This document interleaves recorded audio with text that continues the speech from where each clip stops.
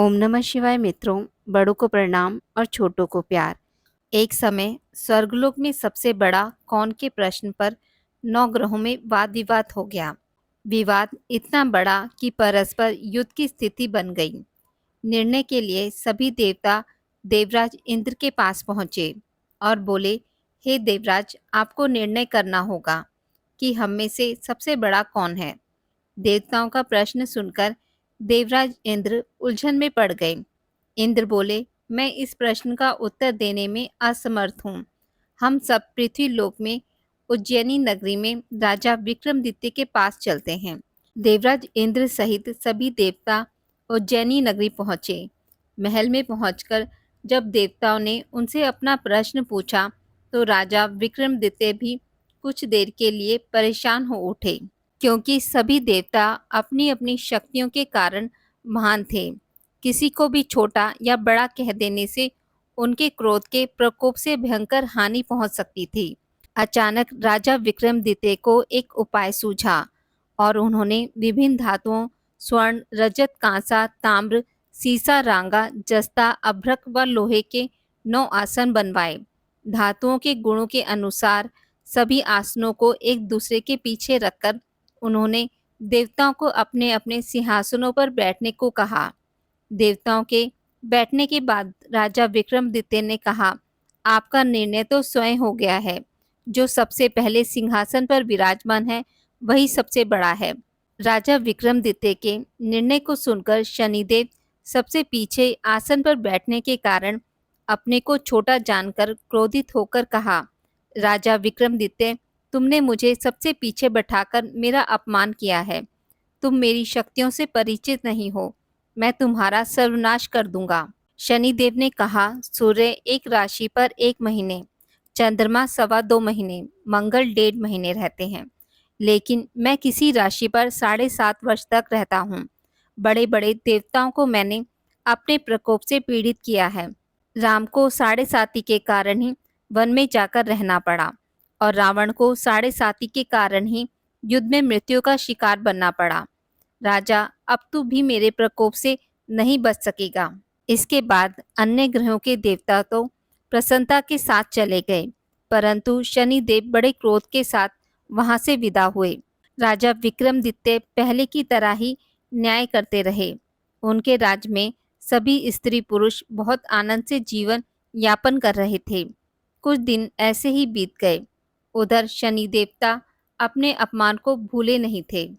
विक्रमादित्य से बदला लेने के लिए एक दिन शनि देव ने घोड़े के व्यापारी का रूप धारण किया और बहुत से घोड़ों के साथ उज्जैनी नगरी पहुंचे।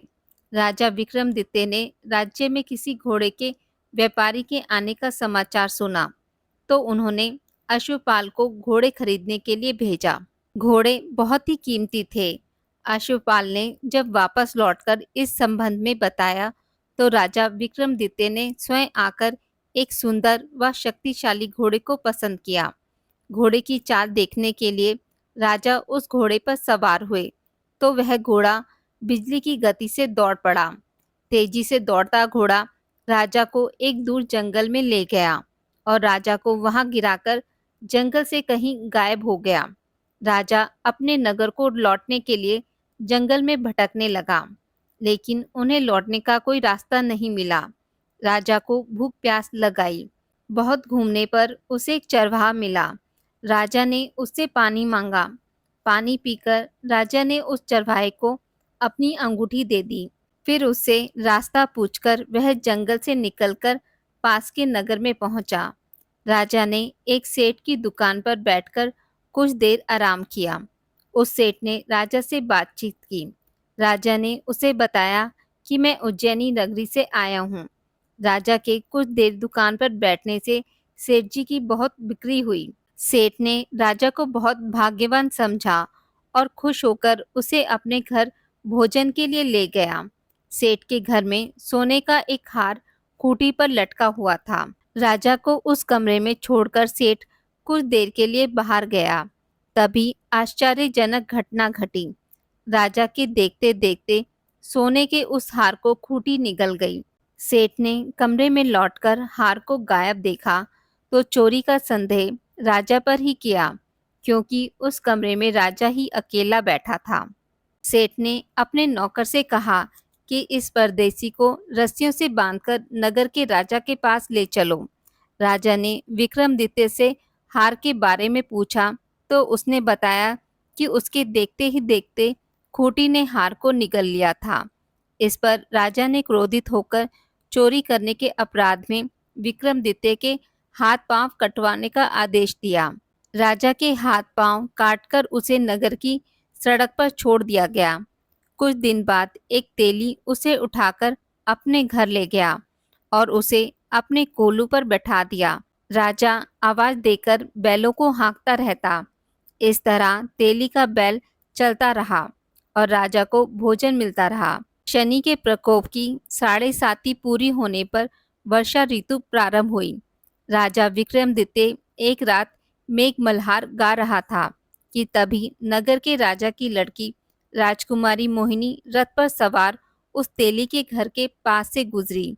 उसने मेघ मल्हार सुना तो उसे बहुत अच्छा लगा और दासी को भेजकर गाने वाले को बुला लाने को कहा। दासी ने लौटकर राजकुमारी को अपंग राजा के बारे में सब कुछ बता दिया।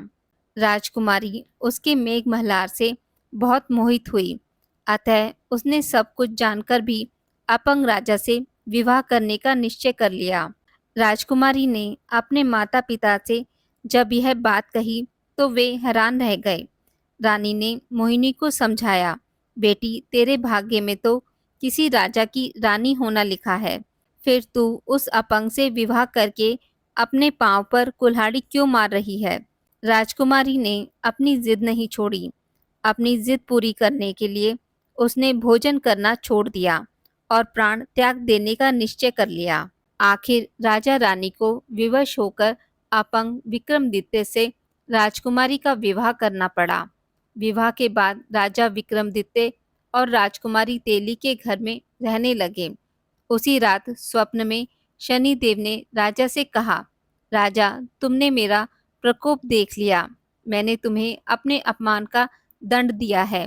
राजा ने शनिदेव से क्षमा करने को कहा और प्रार्थना की, शनिदेव आपने जितना दुख मुझे दिया है अन्य किसी को ना देना। शनिदेव ने कुछ सोचकर कहा, राजा मैं तुम्हारी प्रार्थना स्वीकार करता हूँ। जो कोई स्त्री पुरुष मेरी पूजा करेगा, शनिवार को व्रत करके मेरी व्रत कथा सुनेगा, उस पर मेरी अनुकंपा बनी रहेगी।